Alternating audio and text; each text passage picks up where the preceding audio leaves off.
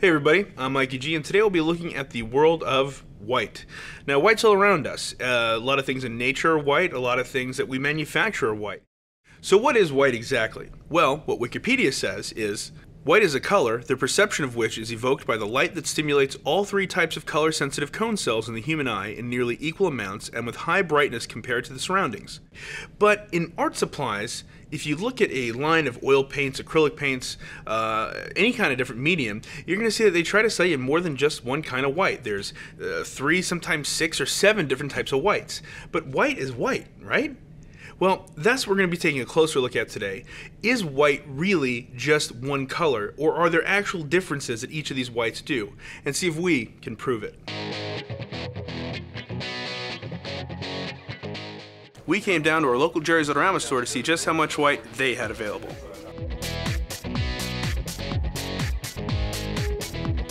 Just look at all these paints, and there's so much white.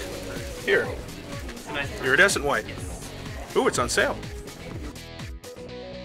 Right here alone, we got 14 different kinds of white.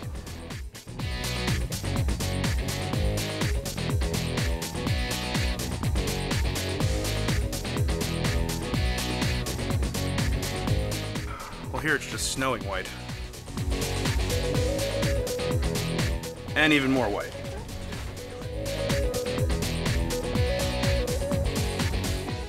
Well, we've certainly proved that there's a lot of white things in our art supply store. But now I think it's time to go back to the studio and actually put the paints to the test. Today we're going to be working with the Charvin Extra Fine Oil Paints. I've laid out some cadmium red, some ultramarine blue, and some ivory black, and we're going to be mixing those in with our 4 different whites I have laid out here. We have a zinc white, a titanium white, a titanium zinc white, and a flake white hue.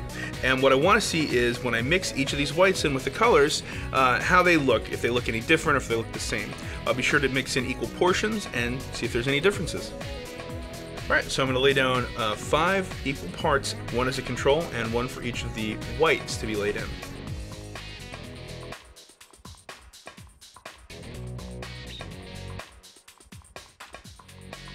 Alright, now we're going to mix them up and see how they look.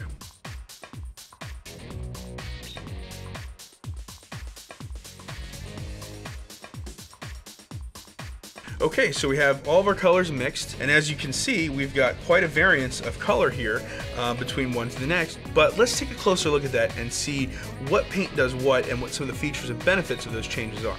So the first white we have here is the zinc white. Now, zinc white is very popular for glazing, scumbling, but it's not a good all-purpose white because it's a little bit more brittle than some of the other whites available. And one last thing to note about zinc white is it's one of the most slowing drying whites available. So for a longer opening working time, it will be a good white to use for that.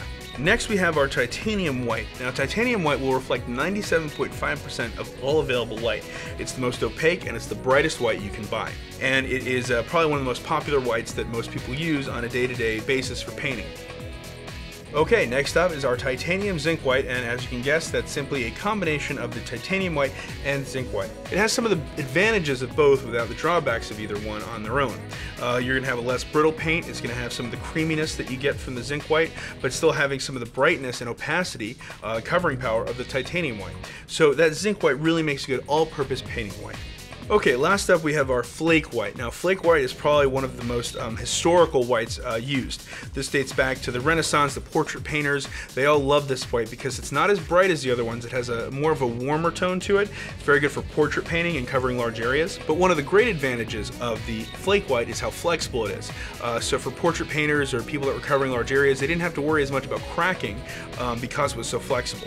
Well, there you have it. We've tested 4 different types of white on 3 different colors, and you can see that there are differences between the mixing qualities of each of these whites. I hope that you give some of these new ones a try if you haven't in the past, because I think we went ahead and proved that there is a difference between one white and the next. So we'll see you again next time. Thanks.